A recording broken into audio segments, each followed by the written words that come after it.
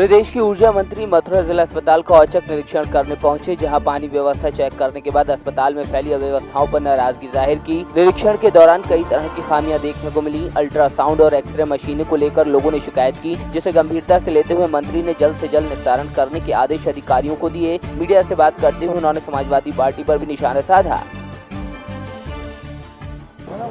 Hospital में जो लोग इलाज के लिए आते हैं उनको तुरंत अविलंब इलाज मिले, और यहाँ पर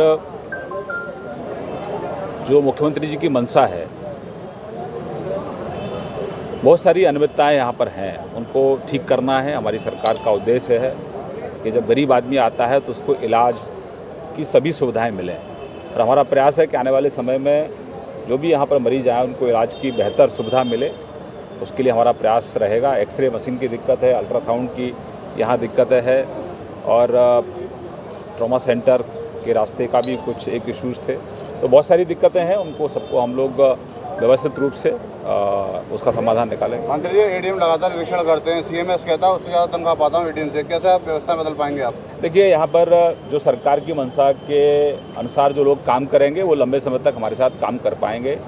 मुख्यमंत्री की मंशा के विपरीत अगर यहाँ कोई काम करता हुआ मिलेगा तो निश्चित रूप से उसके खिलाफ सख्त कार्रवाई की जाएगी।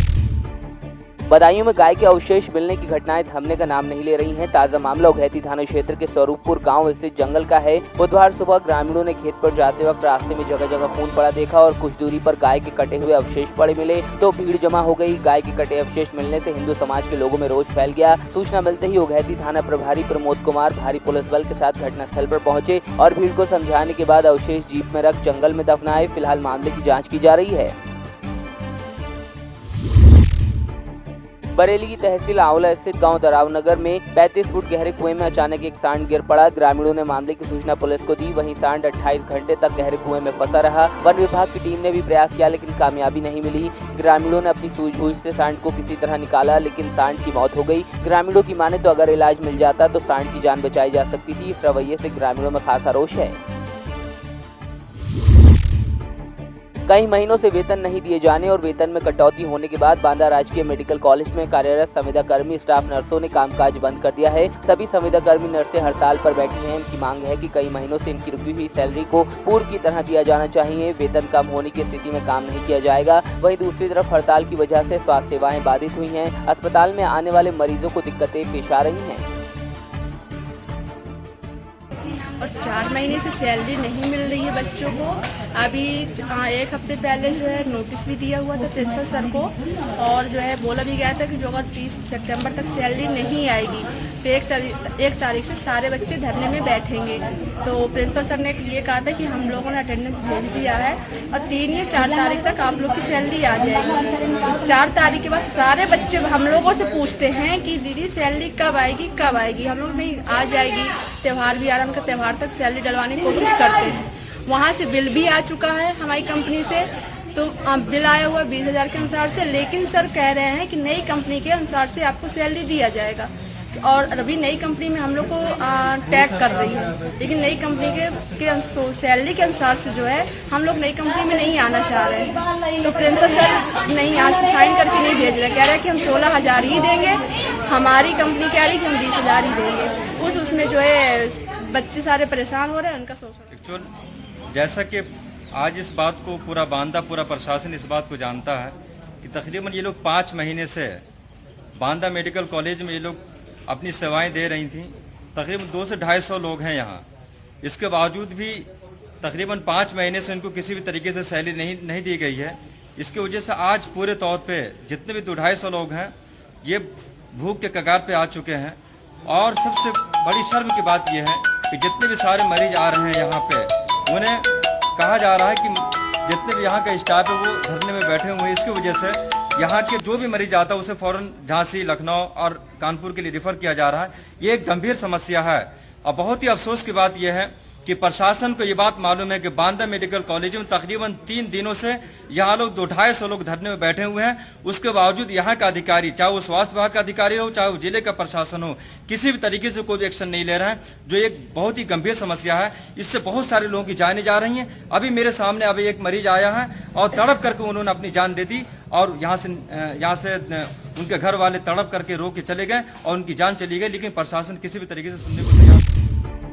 15 सितंबर की रात मुगलसराय की खोवा गली में युवक पर फायरिंग के मामले का पुलिस ने खुलासा किया है। पुलिस की माने तो समलैंगिकता को लेकर आरोपी ने हत्या की नियत से युवक पर फायर किया था, लेकिन गोली पीड़ित के कंधे पर लगी थी। वहीं अब पुलिस ने वारदात को अंजाम देने वाले आरोपी को गिरफ्तार कर लिया। साथ ही वारदात में इस्तेमाल तमंचा और कारतूस भी बरामद किए।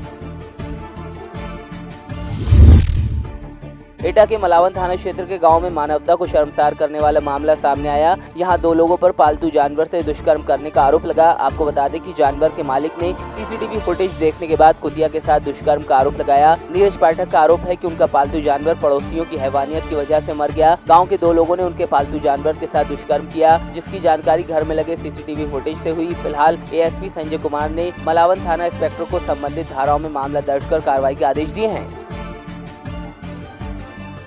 मलावन से एक दंपति है, तो मैं कहना था उनके पालतू कुतिया है, उसके साथ उन्हें पड़ोसी किसी ने दुष्कर्म किया था, जिसकी मृत्यु हो गई है, मौत हो गई है।